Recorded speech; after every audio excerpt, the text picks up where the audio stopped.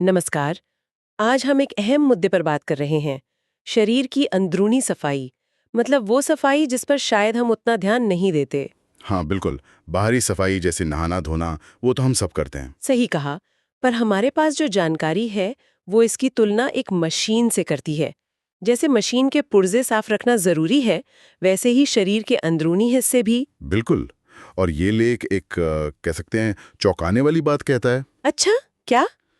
ये कि जिसे हम सफाई का एक आम तरीका मानते हैं, हम्म। मतलब जुलाब या दस्तावर दवाएं, हम्म। वो असल में गहरी सफाई के लिए ठीक नहीं है, शायद नुकसानदायक भी। ओह, ये तो काफी अलग बात है। हम तो सोचते हैं कि इनसे पेट साफ होता है। हाँ, पर लेख के हिसाब से ये सिर्फ ऊपरी तौर पर काम करती हैं। असली गंदगी जो अंदर जमी है उसे छूती भी नहीं। ये बात सोचने वाली है। बाहरी सफाई तो रोज होती है, लेकिन अंदर का क्या?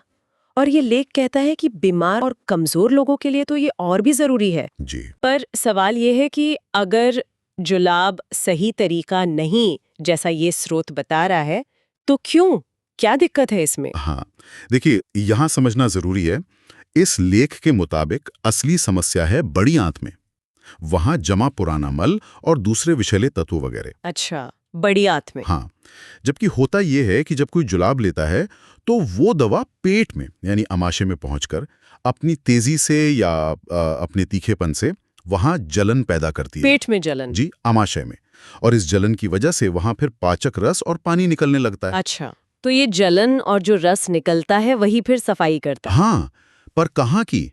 सिर्फ पेट और छोटी आंतों की। ये रस और पानी वहां मौजूद बिना पचे खाने को नीचे धकेल देते हैं। बिना पचे खाने को? हाँ, पर इसमें दो बड़ी दिक्कतें हैं। पहली, जैसा ये लेख समझाता है, दवा का ज्यादातर असर पेट और छोटी आंतों की लंबी यात्रा में ही अब खत्म हो जाता है। तो मतलब बड़ी आंत तक, जहां वो असली पुरानी जमी हुई गंदगी है, वहां तक दवा का असर पहुंचता ही नहीं? लगभग नहीं। लेखक का यही मानना है कि दवा की ताकत बड़ी आंत तक पहुंचते पहुंचते काफी कम हो जाती है।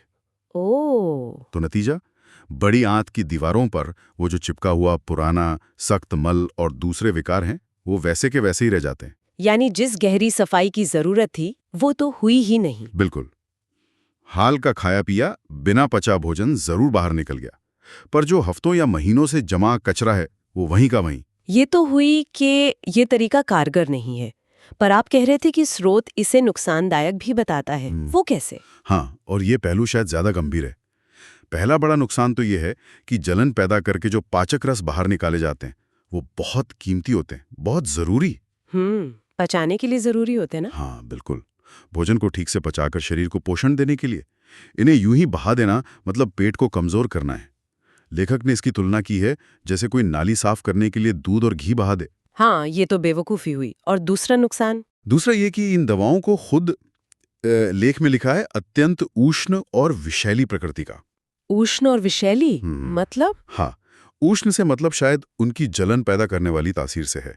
शरीर में गर्मी बेचैनी बढ़ाने वाली ये दवाएं शरीर में जलन गर्मी पैदा कर सकती हैं और लंबे समय में अगर नियमित इस्तेमाल हो तो खून में खराबी या दूसरे रोग भी पैदा कर सकती हैं। अरे बाप रे, ये तो काफी गंभीर बात है। जी, इसलिए इस जानकारी के हिसाब से जुराब से होने वाला जो तथाकथित फायदा है वो बहुत कम है और नुकसान कहीं ज्यादा। समझ गए।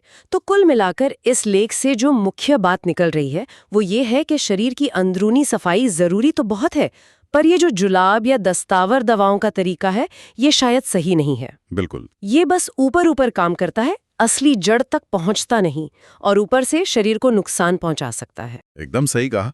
ये स्रोत हमें प्रचलित तरीकों पर सवाल उठाने और गहराई से सोचने को कहता है।